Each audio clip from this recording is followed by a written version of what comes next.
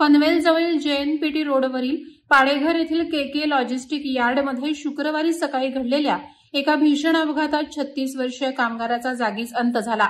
2 ट्रकच्या धडकेत शंकरलाल संतलाल यादव या निरपराध कामगारानं आपला जीव गमावला। शंकरलाल मूळचा उत्तर प्रदेशचा रहिवासी होता। 2 दिवसांपूर्वीच तो रोजीरोटीच्या शोधात उरणमधील जासई येथे भाऊ धर्मेंद्र यादव याच्याकडे आला होता, पण नशिबानं त्याला स्थिर होण्याची संधीच दिली नाही। वॉशिंग सेंटरवर एका कंटेनरचा मागील दरवाजा उघडण्यास धर्मेंद्रला मदत करत असताना पाठीमागून आलेल्या दुसऱ्या ट्रकनं त्याला जोरदार धडक दिली आणि क्षणभरात सगळं संपलं। अपघातानंतर आरोपी ट्रक चालक घटनास्थळावरून फरार झालाय। पोलिसांनी त्याच्या विरोधात गुन्हा दाखल केला असून शोध मोहीम सुरू आहे।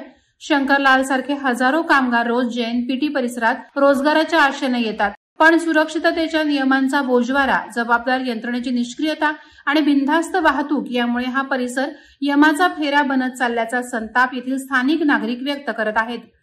वादळवारा लाईव्हसाठी न्यूज ब्युरो, उरण। नवी मुंबई व रायगड जिल्ह्यातील ताज्या बातम्या आणि घडामोडींसाठी सबस्क्राईब करा वादळवारा लाईव्ह चॅनल आणि दाबा बेल आयकॉन।